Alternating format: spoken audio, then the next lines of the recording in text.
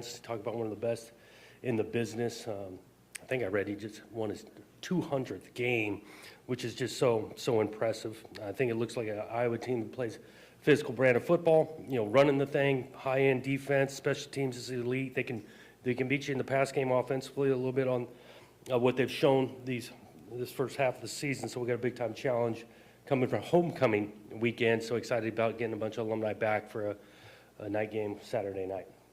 Questions? Jonathan, how much is this a different test than what you saw the last two games, Ohio State and Oregon? Oregon did run the ball effectively against you guys, but just schematically what they do in the setup. Yeah, schematically, they are committed to making it physical, running the ball. I think defensively, the scheme, the players, they give you a lot on that defensive side. So it's a different challenge, and they're playing really well. I mean, they had a nice win last week, handily. And you look at really their two setbacks this season are against two really good teams. Jonathan, when you got your system in and your players at Oregon State, you ran the ball about as well as anybody in that conference. Do you have to run the ball better the next 2 weeks to win? Yeah, we need to get improved in the run game. We want to do that, and that's why, again, going back this bye week, taking a look at some of the things that we got to do better. Because I think successful offenses, successful teams can run the ball and stop the run. What did you find? What did you fix? Well, I'm not going to give all our flaws or our strategies moving forward, but we did find some tendencies of where, the negative play in the backfield has to go away in our run game, and so we're trying to implement a couple of things to take that out of play. Coach, it's your first homecoming right here. Coach, it's your first homecoming game at Michigan State. You've been a part of homecomings before at Oregon State. Now that you've been here a couple weeks though on campus, what are your kind of expectations from campus, from the alumni going into kind of a big game around the school? Well, I'd count on the atmosphere really throughout the weekend, but day of the game to be festive. I think homecomings are special about college athletics, multiple alums coming back and enjoying their time leading up to the game. So the tailgating, the atmosphere, the Spartan walk, I'm counting on all of that being exciting with some energy. I'm wondering about, with the proliferation of all these night games, what are the challenges and complexities that coaches and players face, and kind of what's your personal sentiment on, I think you're almost at a half dozen night games. Yeah. Night games are what they are. We don't control the kickoff times, right? And so you got to approach it with knowing when the kickoff is. It's really about the back end of the game, right? So you kick off late, you finish late, and so the turnaround time, the recovery time, try to emphasize that, do a really nice job on Sunday. Makes a difference whether you're kicking at noon or kicking at 7:30 about the, really the next day. We don't control it. You'd love to have a little bit of a mix, but we're going to line up and play anytime they let us. Coach, you talked about it somewhat early on, but pros and cons of a bye week. What keeps you up at night? What makes you feel a little bit better? Can you educate us on that a little bit? Yeah, I think sometimes the pros are, you've gone through a rough stretch to be able to take a deep breath, get a little bit of recovery. That can be a pro for a bye week. Some of the cons, if you're in a nice rhythm, sometimes you want to stay in that rhythm. And so there's two ways to see the bye. I do think for us, where we're at currently, this time of year, it came at a good time. Jonathan, over here, going back to this, evaluating all 6 games as you went through them, I'm wondering what moments did you just like cringe and think, boy, if we just had that play? And then were there things you thought, oh, we're closer there than I thought, or this is going okay? What was sort of the overall evaluation of that? Yeah, I start with the kind of when you cringe. Obviously, when we couldn't finish, we had multiple opportunities offensively through the first 6 games to finish some things, and we didn't do it, whether, getting stopped in the red zone, turning the thing over. That at the flip side of that, when you're cringing, we're that close. We just got to take the next step of being able to finish.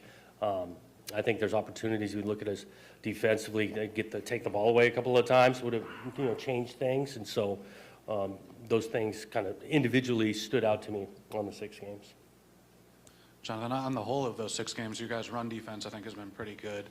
When you went back and looked at it, what stood out to you in that regard? And looking toward Iowa, how important is it going to be to get back to that? And then what are the things that they do well on the ground to get that going? It does start with stopping the run, and we've had some success. 6 games, you throw it all together, playing some run defense. I think it does help the tackles for loss, right, statistically, when you get some of those numbers. And we're going to have to play a team defense against this run game. They've got a mix of schemes, so it's not just all one particular run play. They got a nice back that's not easy to tackle, and so going back to the team defense, we get multiple guys to the ball to bring this guy down. John, I was wondering about Michael Masunas. Looks like he's out for the year. Just how that transpired and what the path is for him. Yeah, we were trying to take the last couple of weeks to just see if he could kind of get to a place that he felt better about getting back out there. He just did not, over the last couple of weeks, get to that point, so made the decision to call it good for this season. And we're, tough blow, support him. Do feel like we got some depth in that room that's played the last couple of weeks, can carry the load. And then, is there any of those guys that were long-term that are close, that you think are going to get back, Alante or Dylan or, Chance? I think the closest one would be Alante. We'll see. I'm hopeful he can get back by the end of the season. He's moving around a little bit, but getting cleared to play in the game, he's not quite there.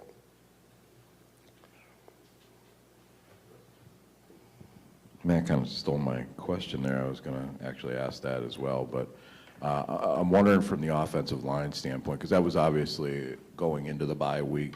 You'd been moving guys around. There'd been some health issues there. How did you kind of work that in terms of what your assessment was of the current playing group and maybe making potential changes? Overall assessment, we got to find some consistency. We hadn't played as consistent as a group of 5 out there that we've liked. We got to find a way to get more of that. These guys were working. Emphasized that a little bit on Wednesday, playing a lot of good on good, to be honest with you, and that was a lot for the line of scrimmage. One, for ourselves to continue to find that consistency, O-line, but really every position, and then looking to what we anticipate this game being so physical, we wanted to kind of replicate that in practice. You feel like, where do you have, in terms of numbers right now, it's been pretty stacked at 5, maybe 6, do you feel like it can expand a little bit? Not totally. I mean, again, 5 and 6, we've got multiple reps with guys. We want those guys to continue to get more consistent. When we saw Kirk Ferentz in Indy stop me and said, hey, you got the right coach. Do you know him or just know about him? And what do you think of when you hear Iowa football? Yeah, well, don't know Kurt well. Traded some texts and things. Awesome kind of career he's put together.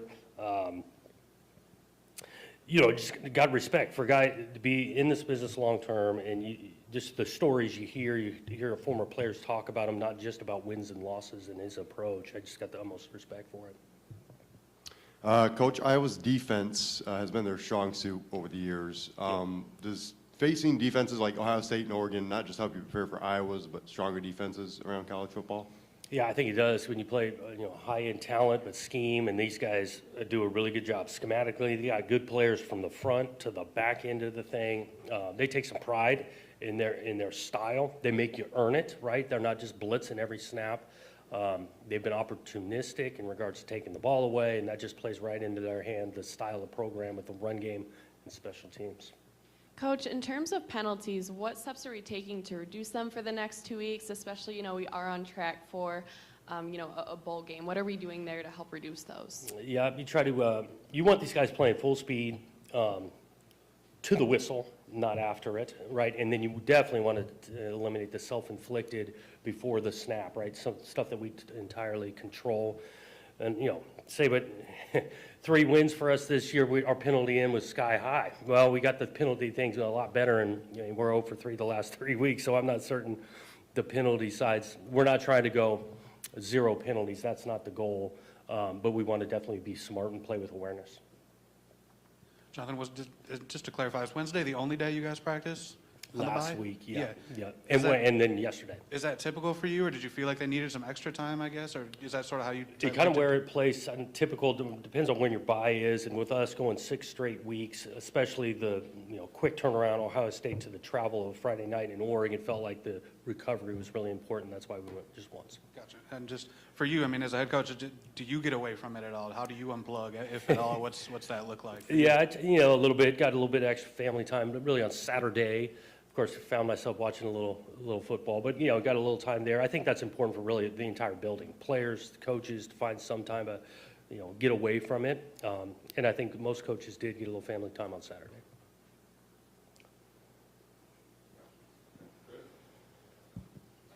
I guess what are you talked about some of the negatives, but what are the biggest maybe positives you saw to that 6-game evaluation, things you really think you can build on to improve for the second half of the schedule? Yeah, you got a lot of snaps playing team defense. I think the effort and the how factor they've been playing with for 6 weeks, if we can sustain that, that's something to build off. I look at us offensively. We've had plenty of times capable of moving the ball for longer drives, not just like 2-play hits or something. We just got to take a step in finishing. I think on special teams, I think we're kicking the ball pretty well. You look at statistically how we're punting, kickoffs, and obviously Jonathan Kim has been lights out. So those things have been really good. I'm wondering about the penalty question. Kind of makes me look at Iowa. They don't get penalized very much, and when you play against a team that doesn't get penalized very much, do you have to plan differently, or do you prepare for that? Or well, you just they make you earn it, right? They're not going to just give you freebies here and there, and so they're playing with great technique. Their hands are thinking about offensively, hands inside. This is a good old line, well coached. That don't hurt themselves. Flip it on the other side defensively. Got a bunch of them just giving you free 5 yards or 15 yards here, and so they just make you earn it. You said you watched a little football Saturday. I assume you might have caught a little of Ohio State at Oregon, having just played those two teams. What was your take on that? Kind of an instant classic. Yeah, I did see that one, not start to finish, but a lot of it. Just impressive, two teams playing at a high level, going back and forth.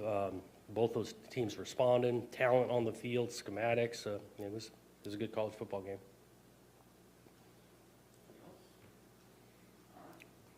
Thanks, guys.